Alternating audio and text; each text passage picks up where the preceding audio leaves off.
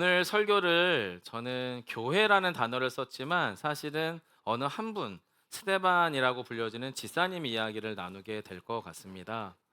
그리고 이 스데반 지사님의 모습이 초대교회 모습과 정확하게 겹쳐지는 게 이제 오늘 본문이어서 그 이야기를 좀 나누게 될 건데요. 성도 여러분, 저는 오늘 이 구절에서 저 본문이 3장은 아니고 저희 6장이죠. 6장의 7절 말씀인데요. 7절 말씀 한 번만 다시 보여주시겠어요? 네, 7절. 저는 이 구절을 너무 좋아합니다. 그리고 대한민국의 모든 목회자 중에 이 구절을 싫어할 사람은 아마 단 한 명도 없을 겁니다. 같이 한번 읽어볼까요? 시작. 하나님의 말씀이 점점 왕성하여 예루살렘에 있는 제자의 수가 더 심히 많아지고 허대한 제사장의 무리도 이 도에 복종하니라. 아멘. 여러분, 이 구절엔 두 가지 의미가 담겨져 있어요. 첫 번째는 하나님의 말씀이 말씀대로 들려서 그 말씀에 믿음으로 반응하여 제자의 수가 더해졌다라는 의미가 하나 있고요. 또 하나는 이 말씀이 너무 불편하고 저항하고 싶고 거부하고 싶은 사람들임에도 불구하고 바로 제사장 무리죠. 제사장 무리는 사실은 주 예수 그리스도의 복음이 아닌 유대교 모세 율법에 더 깊이 젖어 있는 사람들이란 말이에요. 근데 그런 사람들조차도 자신의 세계관 또한 율법의 질서를 깨트리고 복음 안으로 들어오고 싶어질 만큼 이 복음의 영향력이 말씀의 영향력이 왕성했다라고 하는 거죠. 성도 여러분, 이 구절은 교회의 성장을 이야기하고 있지 않습니다. 교회의 부흥을 이야기하고 있습니다. 아, 목사님, 부흥하고 성장이 뭐가 다른가요? 예, 다르더라고요. 저는 지금 앞서서 이 7절을 좋아한다고 이야기했고, 이 7절은 저에게나 여러분에게나 교회 성장이나 교회가 커지는 이야기가 아니라 교회의 부흥을 이야기한다라고 말씀을 드렸어요. 예, 물론 성장이 너무 중요해요. 양적인 성장도 중요하고 질적인 성장도 중요해요. 그런데 부흥은 그 이상의 의미라는 것을 꼭 좀 기억해 주세요. 본문 7절은 교회가 부흥하는 이야기이지 교회가 성장했다는 이야기일 수 없습니다.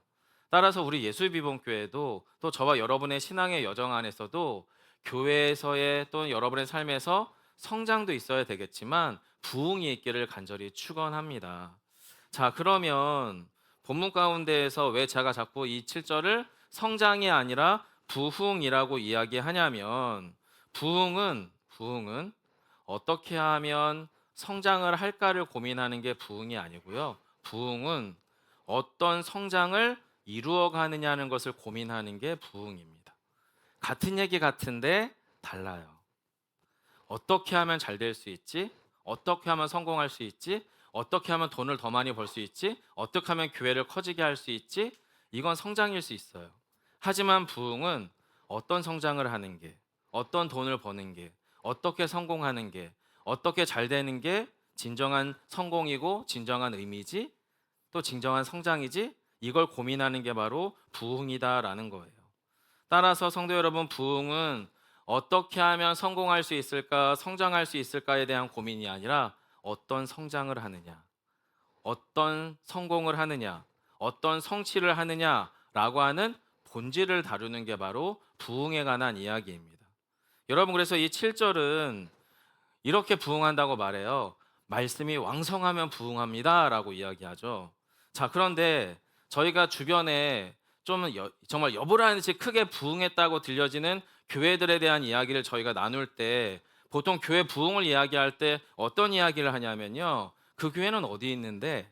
그 교회는 담임 목사님이 누구야? 그 교회 목사님 설교는 어때? 그리고 그 교회는 어떤 사람들이 주로 모이지? 또 건물은 얼마나 큰 거야? 그리고 얼마나 많은 사람들이 모이길래 이런 사역들을 다 하지? 이런 얘기를 하는 게 보통 우리가 이해하는 교회 부흥에 관한 이야기거든요. 그렇잖아요, 여러분. 대체로 우리는 교회 부흥을 이야기할 때 이런 종류의 이야기들을 하는데 본문은 분명히 지금 7절에 예루살렘 교회 부흥 이야기를 하고 있는데 담임 목사가 누군지, 그 교회 건물은 어디 있는지, 그 건물은 얼마나 큰지, 얼마나 많은 사람들이 모이는지, 모여있는 그 사람들은 어떤 종류의 사역들을 하면서 그 지역사회 안에 영향력을 끼치는지 이런 이야기는 싹 빠지고 7절 다음에 누가 등장하나요? 교회가 아니라 사람이 등장합니다. 8절 같이 한번 읽어볼까요? 함께 합니다. 스데반이 은혜와 권능이 충만하여 큰 기사와 표적을 민간에 행하니. 여러분, 전 이 7절과 8절의 전환을 가볍게 안 보셨으면 좋겠어요.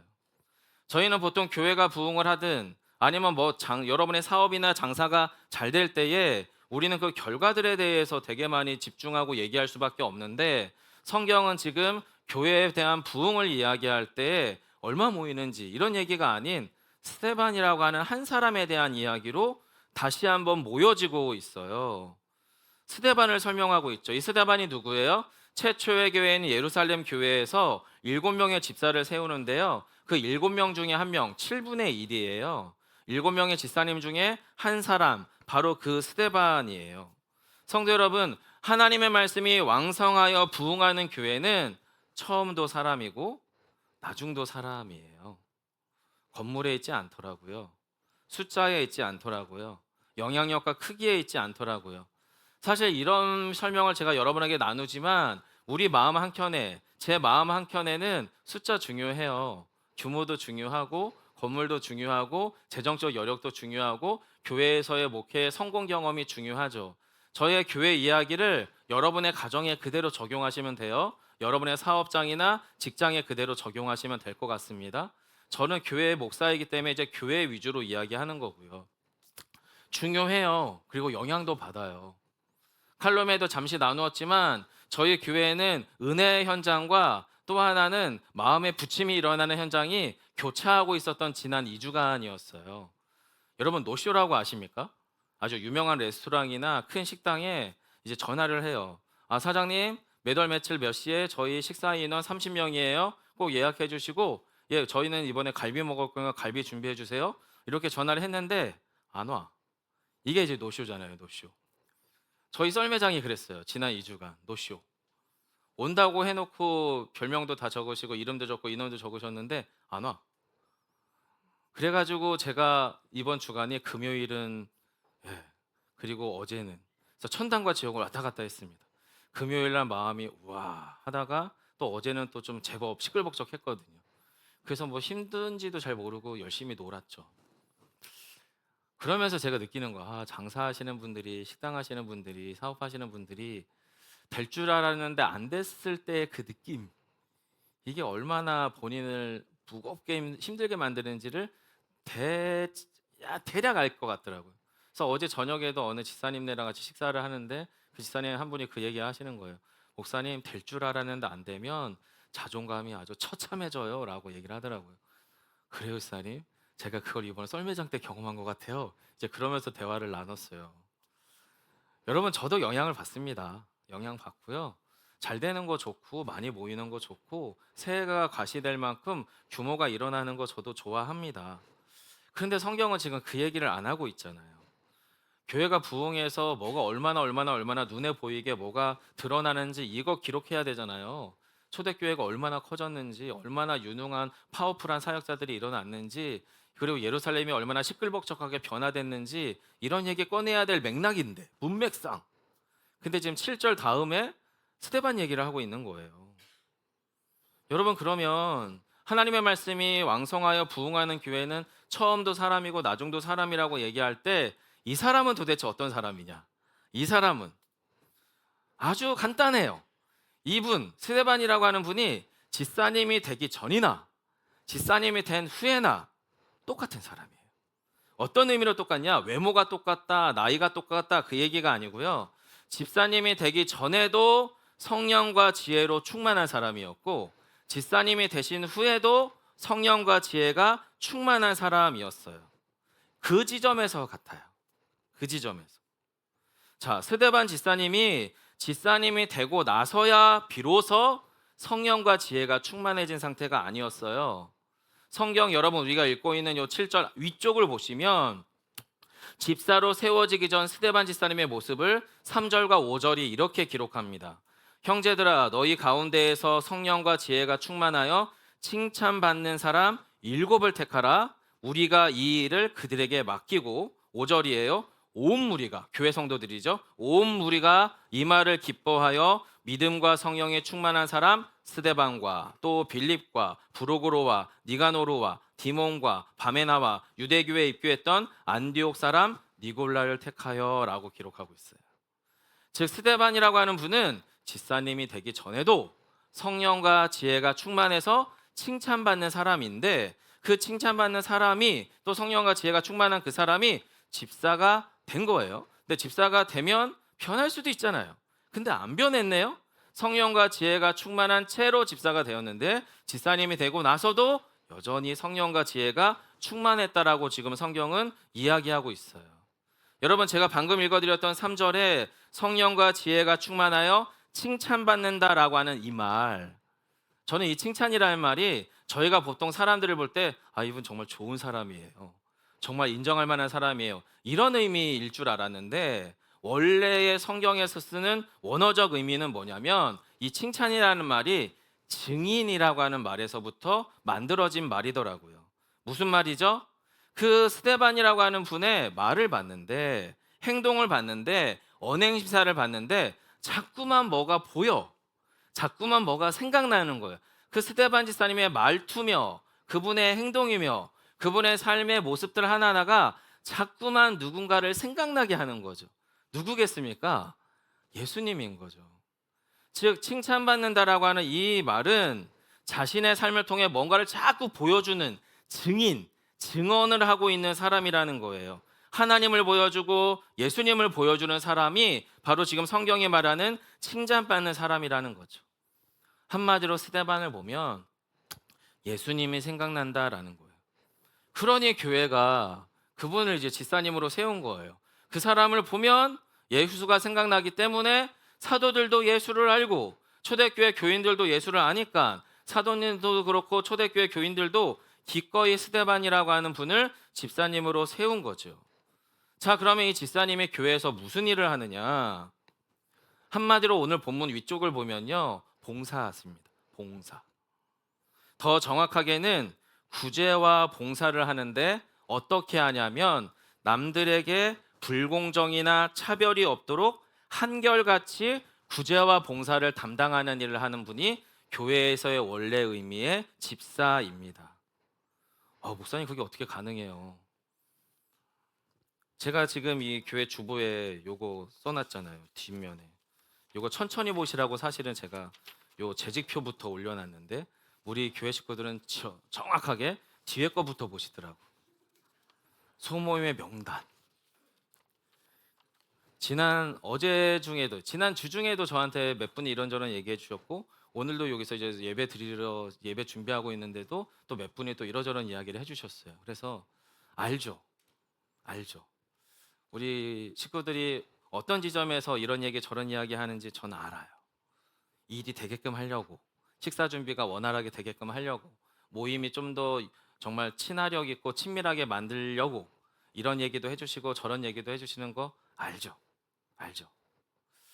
근데 교회가 작아도 그리고 교회가 커도 소모임은 말이 나와요. 제가 한 2달 정도 기도했거든요, 실은. 하면서 나름대로 표를 상한 거예요. 근데도 서로 보면 뭔가 좀 아쉬울 수 있어요. 그래서 제가 또 결론을 내렸죠. 소모임은 예수님이 짜도 말이 나오겠구나. 예수님이 짜도. 그래서 이따 광고 때 말씀을 드리겠지만 조금 더 봅시다. 저는 저만 기도하지 말고 여러분도 좀 기도하셔서 소모임을 왜 모이는지, 아까 말씀드렸죠. 어떻게 성장하느냐가 중요한 게 아니라 어떤 성장을 만드느냐. 정확하게 질문할게요. 여러분, 소모임 왜 하세요? 식사 맛있게 하려고요? 여러분의 기호와 성품에 맞는 분들끼리 모여서 행복한 교제 시간 나누려고요? 중요하죠. 그게 안 중요하다는 거 아니에요. 여러분, 그렇게 해야 교회가 부흥하는 거 저도 압니다. 성장하는 거. 근데 좀 더 본질적으로 물어보시자고요. 왜 여러분이 일주일에 이 귀한 시간 1시간을 빼서 여기 같이 모이시는 걸까요? 그리고 왜 같이 모여서 식사도 나누고 수고롭게 청소도 하고 교제도 하고 이러이런 모임들을 하는 걸까요? 사실은 질문이 틀려야죠.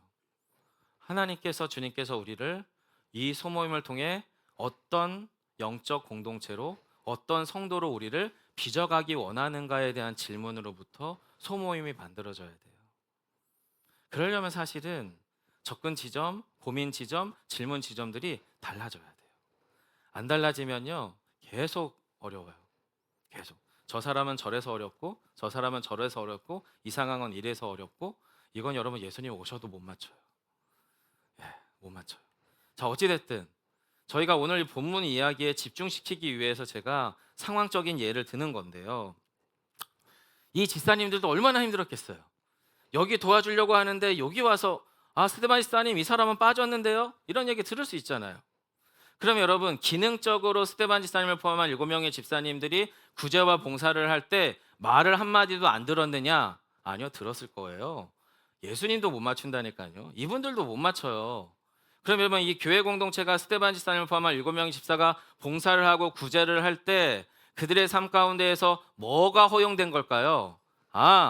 스데반 집사님이 아무개 집사님이 저렇게 말하고 저렇게 행동한 데는 나름대로 이유가 있을 거야 라고 하는 신뢰와 칭찬이 그들 안에 공존했었을 거예요. 자, 어찌됐든 스데반 집사님은요 모든 초대교회 성도들이 볼 때 지혜와 성령이 충만한 사람이었다라고 이야기합니다. 그래서 제가 찾아봤어요. 제가 말하고 있는 성령과 성경이 지금 이 누가복음과 사도행전에 말하는 성령이 다른가? 그리고 제가 이해하고 있는 지혜와 지금 본문이 말하고 있는 지혜가 다른가?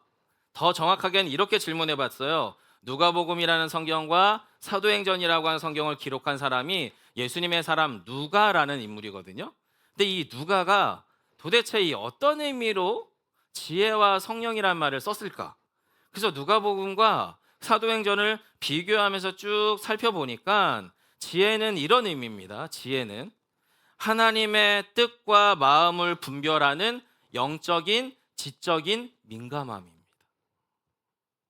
자, 그럼 여러분 우리가 소모임을 형성을 하든 아니면 교회에서 어떤 사역을 하든 또 어떤 식의 삶의 행동들을 살아가든 저와 여러분 안에 지혜 있는 사람이라는 특징은 뭐예요?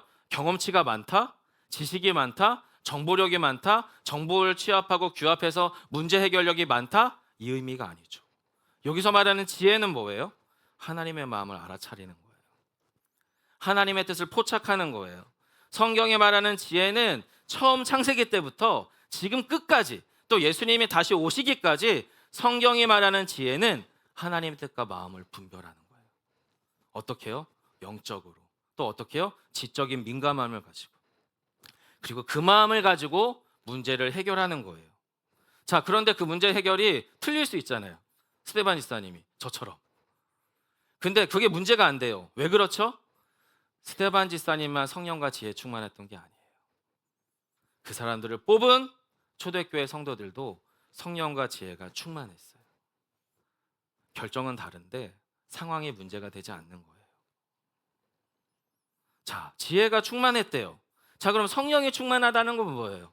여러분, 성령이 충만하다는 건 저와 여러분이 알고 있는 그 의미 그대로예요.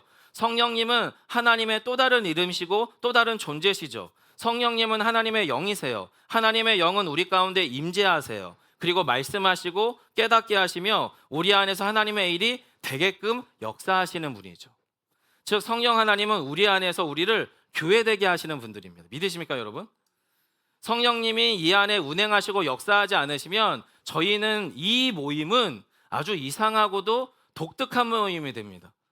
독특한 모임이죠. 과격하게 표현하면 그런 거죠. 다른 모임은 여러분과 제가 정말로 그냥 우리의 어떤 이익이나 만족을 위해서 모이는 모임이지만 교회는 다르잖아요. 여러분이 스스로 헌금하시고 여러분이 스스로 땀 흘리고 수고해서 남들 좋으라고 하는 교회잖아요. 남들 유익하게 하라고 섬기는 교회거든요. 이건 논리가 안 맞아요. 우리가 열심히 돈 번 걸로 우리가 열심히 땀 흘리고 우리가 수고해서 나 좋으라고 모이는 게 대부분의 인간들이 모이는 모임인데 교회는 방향성이 달라요. 우리 걸 가지고 남들 잘 되라고 이야기하는 게 교회니까. 근데 그 일이 되게끔 하려면 우리 안에 성령님이 역사하지 않으시면 불가능해요. 성령께서 그 일을 되게끔 하셔야 되는 거죠. 즉 본문이 말하고 있는 스데반이 말하는 지혜와 성령에 충만하다라고 하는 이 의미는 하나님의 뜻과 마음을 민감하게 포착해서 하나님의 뜻과 마음이 나의 언행 심사를 통해 이 현실 안에 드러나기를 갈망하는 상태에서 성령께서 이끄시는 대로 말하며 생각하며 행동하는 사람이 바로 스데반이었었다라는 거예요. 그러니 여러분 어떤 일이 일어나는 거예요? 이분이 집사님이 되기 전에도 하나님의 뜻과 마음을 살피는 지혜가 있었어요. 그리고 이 지혜를 따라 성령님의 인도하심에 순종하며 역사하시는 하나님께 참여하는 삶을 살던 사람이니 이 사람이 집사가 되고 나서도 집사님이 되고 나서도 똑같은 삶 사는 거죠. 자, 그런데 성도 여러분, 집사님이 되기 전에는 교회에서 칭찬을 받았는데 집사님이 되고 나서는 교회 밖에서 어려움을 당해요. 여러분 8절로 10절입니다. 상황이 달라졌네요. 8절로 10절 같이 한번 읽겠습니다. 시작. 스데반이 은혜와 권능이 충만하여 큰 기사와 표적을 민간에 행하니 이른바 자유민들 즉 그레네인 알렉산드리아인 길리기아와 아시아에서 온 사람들의 회당에서 어떤 자들이 일어나 스데반과 더불어 논쟁할세 스데반이 지혜와 성령으로 말함을 그들이 능히 당하지 못하여. 아멘. 성도 여러분, 스데반은요 집사님이 되기 전부터 이미 지혜와 성령이 충만했다라고 성경은 이야기하고 있어요. 그리고 집사님으로 세워진 후에도 지혜와 성령이 충만했다라고 이야기해요. 근데 차이점이 뭐라고요? 앞서서는 교회에선 칭찬받고 있었는데 이젠 집사님이 되고 나서 성령과 지혜대로 말하고 행동하고 살아가는데 교회 밖에서 어떻게 해요? 어려움을 당해요. 논쟁의 원인이 됐어요. 갈등과 분쟁을 일으키는 존재가 되어버렸어요. 예수님을 제대로 믿으면 믿을수록 지금 스데반 집사님은 어떻게 해요? 예수님의 복음 때문에, 예수님의 말씀 때문에 자신들이 살아가는 그 공동체 안에서, 회당 안에서 자기가 예전에 만나왔던 유대 사람들 안에서 갈등, 고통, 어려움들이 지금 스데반 집사님의 현실로 나타나고 있어요. 어느 정도로 위험하냐? 그게 여러분 11절로 14절입니다. 이어서 한 번 더 읽겠습니다. 사람들을 매수하여 말하게 하되 이 사람이 모세와 하나님을 모독하는 말을 하는 것을 우리가 들었노라 하게 하고 백성과 장로와 서기관들을 충동시켜 와서 잡아가지고 공회에 이르러 거짓 증인들을 세우니 이르되 이 사람이 이 거룩한 곳과 율법을 거슬러 말하기를 마지 아니하는도다. 그의 말에 이 나사렛 예수가 이곳을 헐고 또 모세가 우리에게 전하여 준 규례를 고치겠다 함을 우리가 들었노라 하거늘. 여러분 지금 어느 정도로 위험한 거냐면 지금 유대 사람들이 스데반을 잡기 위해서 사람을 돈으로 사요. 왜 돈으로 사죠? 자기한테 유리한 증언을 시키려고. 근데 이 증언은 사실에 기초하지 않아요. 거짓 증언이에요. 사람을 돈으로 사서 지금 유대인들이 스데반 집사를 위험하게 하고 자기들한테 유리하게 할 거짓 증언을 입에 넣어줘요. 그래서 이 매수된 사람들이 거짓 증언과 모함을 사람들 앞에 막 퍼뜨려요. 그리고 또 사람들이 스스로 강제적으로 물리력을 동원해서 스데반 집사님을 불법 체포해요. 법적으로 어떤 잘못도 없는 상태거든요. 근데 체포를 해요. 그리고 나서 거짓 증인을 앞세워서 종교재판, 그 시대의 공회를 포함한 종교재판 앞에서 거짓 증언들에 의해서 스데반이라는 집사님이 하나님을 신성 모독했다라고 하는 거짓 혐의를 덮어 씌우죠. 여러분 어떤 일이 일어날까요? 예수님이 불과 얼마 전 십자가에 처형당하고 죽임당하신 것처럼 똑같은 일이 지금 스데반 집사님에게 일어날 상태예요. 고대 이스라엘 예루살렘 한복판 안에서 하나님을 신성 모독했다라고 하는 사람은 종교 중심적인 국가인 이 이스라엘에서 죽어나가는 일은 너무나 당연한 일이에요. 결국에 스데반 집사님은 지금 성령과 지혜를 따라 말하며 은혜와 권능으로 살아가다 보니 죽을 상황에 이르게 됩니다. 이런 상상을 해봤어요. 이 사람들에게 잡히기 전까지는 성령과 지혜로 말하고 은혜와 권능으로 사역하다가 쟤네가 잡으러 올 것 같아. 그때 말을 싹 닫는 거지. 그때는 좀 참았으면. 죽을 수도 있을 것 같은 상황에서는 차라리 스데반 집사님이 지혜롭게 지혜와 성령으로 말하고 은혜와 권능으로 사역하는 거 좀 안 했으면 안 잡히지 않았을까? 설교를 준비하면서 이런 상상을 해보는 거예요. 성도 여러분, 그런 일 우리에게 종종 일어나지 않겠습니까? 평상시에는 하나님의 뜻을 민감하게 분별하는 지혜가 있더라도 내 생명이 위험해지고 내 안락함이 위협받을 때는 조금 좀 침묵하고 조금 적당히 타협하고 뒤로 물러날 줄 알았으면 안 죽을 수 있잖아요. 안 죽을 수 있잖아요. 그리고 스데반 집사님이 평상시에는 은혜와 권능으로 사역하더라도 자기가 죽을 만한 상황에서는 자 성령님 잠깐만요. 지금은 위험하니까 제가 지금은 제 욕심껏 지금 제가 좀 너무 죽을 것 같아서 공포스럽고 두렵단 말이에요. 그러니까 지금은 적당히 그냥 제가 좀 가만히 있겠습니다. 이러면 안 죽을 거 아니에요.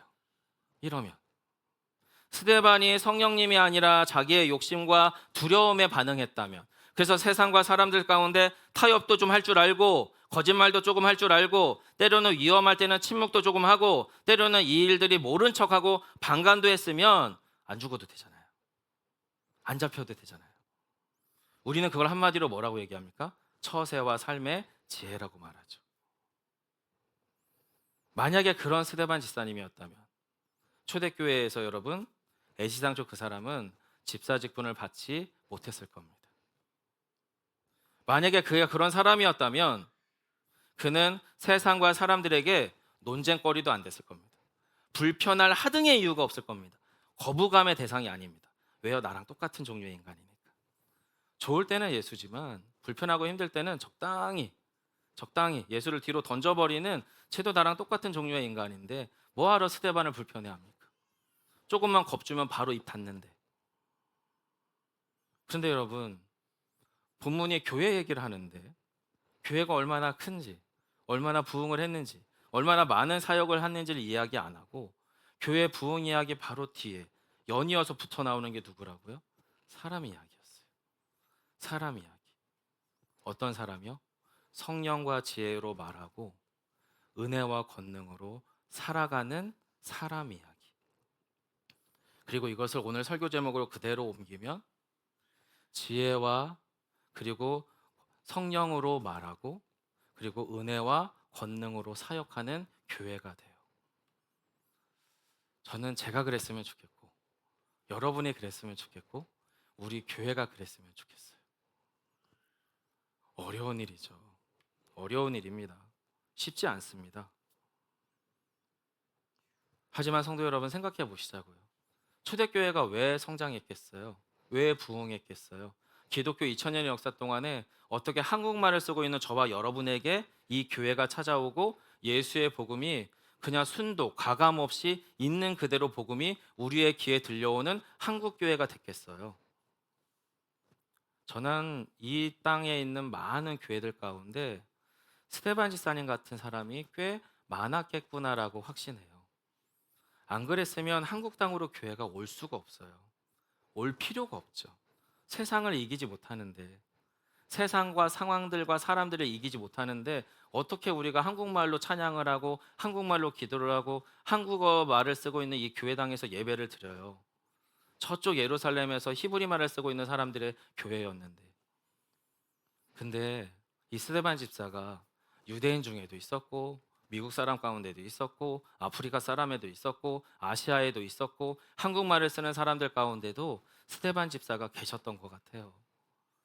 그러니까 지금 우리가 이 복음을 가감없이 있는 그대로 받고 있지 않겠습니까?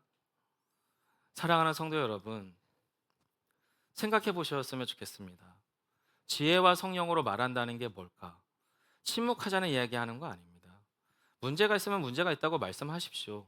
조정하자고 이야기하십시오. 다만 지혜와 성령으로 말하기를 부탁드려요. 사역 다 하죠. 사역의 열매와 결과가 나쁘면 저도 영향받습니다. 예, 썰매장 노쇼 때문에 마음고생했습니다. 또 어제는 또 사람들이 제법 오니까 갑자기 기분이 좋아지더라고요. 이건 뭐 저의 솔직한 감정입니다. 근데 교회 일은 그렇게만 되는 게 아니더라고요. 은혜와 권능으로 사역한다고 하잖아요. 은혜는 뭐고 권능은 뭐겠어요? 결국에 사역하는 주체인 스데반 집사님이 지혜와 성령 안에서 말할 줄 알았기 때문에 그 지혜와 성령의 역사 안에서 나타나는 열매예요. 열매. 우리 안에 지혜가 있고 우리 안에 성령께서 역사하면 은혜와 권능은 열매로 나타나게 되어 있습니다. 따라서 성도 여러분, 저희의 신앙생활에서 우리 안에 복음이 주인이 되면 우리 안에 비복음은 저항하게 되어 있어요. 우리 안에 예수의 질서가 나의 머리를 딱 잡으면 우리 안에 있는 예수 아닌 비복음의 질서가 갑자기 머리를 들어요. 우리 마음속에서 그러고요. 가정에서 그러고요. 직장에서 그러고요. 삶의 현장에서 반드시 그래요. 그때 여러분 우리는 어떻게 해야 될까요? 기다리자고요. 멈추자고요. 멈추자고요. 그리고 기도하자고요. 저는 솔직하게 말씀드리면 소모임을 포함한 우리 교회 안의 모든 사역을 멈추고 주일날 예배만 제대로 드려도 교회 될 거라고 확신하는 종류의 목사입니다. 솔직히. 단 전제 조건이 있습니다. 저랑 여러분이 말씀대로 살아가도록 자기 자신을 쳐서 복종시킨다면 다 됩니다. 근데 그게 안 되기 때문에 소모임도 필요하고 식사봉사도 필요하고 소모임에서 말씀 나눔도 필요하고 주중 기도회도 필요하고 때로는 특별 집회도 필요하고 외부 강사 써서 부흥회도 해야 돼요. 이게 안 되니까.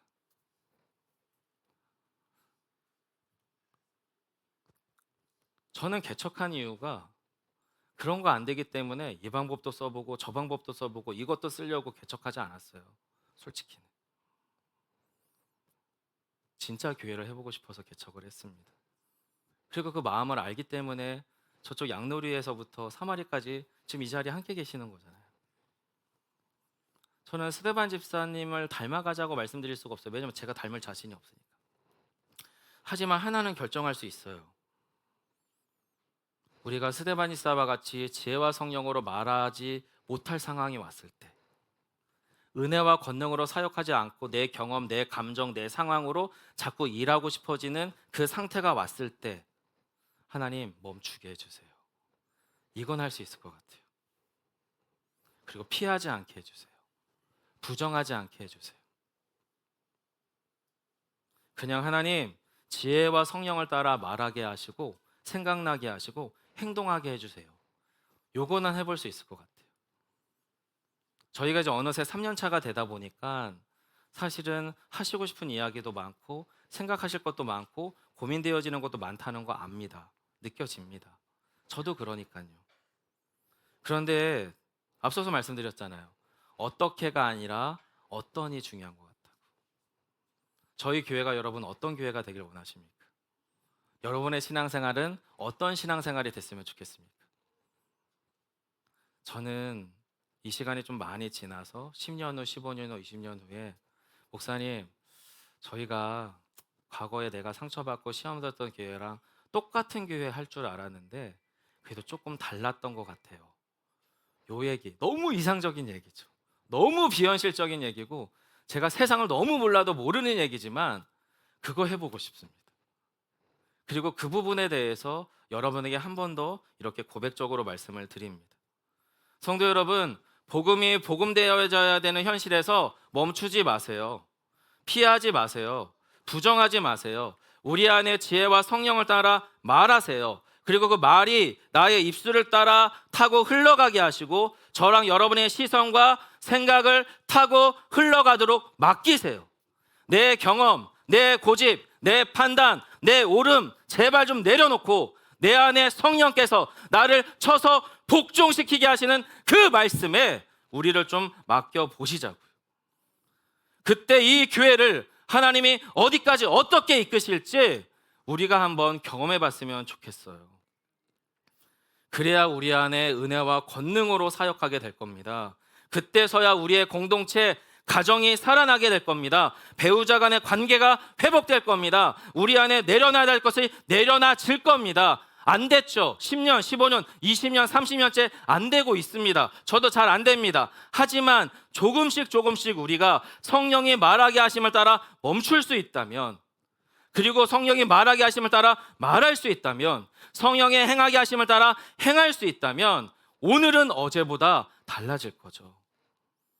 그 일을 지금 초대교회는 하고 있는 거예요. 스데반 지사님이 지사님 됐다가부터 에헴하고 어른 노릇하고 잔소리하고 교회에서 이래라 저래라 이야기하는 게 아니라 이분은 지사님이 되기 전에도 성령과 지혜에 민감했고 집사가 된 후에도 성령과 지혜에 민감했어요. 그러니까 그냥 똑같이 살아가면 되는 거예요. 그럼 우리가 우리의 교회를 진짜 교회 되게 하려면 우리도 똑같이 하면 돼요. 우리를 처음 가슴 뜨겁게 만드셨던 그 주님의 사랑에 그냥 있는 그대로 맡기고 가보는 거예요. 그렇게 가다 보면 26년 지나고 25년, 27년 지나고 그래 지나가면서 우리 안에 그 복음이 현실이 되지 않겠습니까? 저는 스데반 지사님의 이 모습이 너무 부럽고 몸서리치기만큼 그립습니다. 그리고 제가 그게 잘 안 되는 사람이라는 걸 너무 많이 느끼다 보니까 정말 어떨 때는 나라는 인간이 참 혐오스럽다 느껴질 때가 있습니다. 이렇게까지 안 되나? 하지만 우리 교회 공동체 안에 있는 교회 여러분들께서 저와 함께 이 씨름을 좀 안아주세요. 안아주시고 서로가 정말 지난주 말씀 나눴잖아요. 사랑한다 말하고 싶으면 말하세요. 고맙다고 말하고 싶으면 말하시고 그리고 기도하시고 그렇게 한번 가보시자고요. 그러다 보면 우리를 하나님이 분명히 지혜와 성령으로 말하고 은혜와 권능으로 사역하는 교회가 되게 하실 줄 믿습니다. 그 믿음의 도전에 함께 참여하시는 저와 여러분 되시기를 간절히 축원합니다.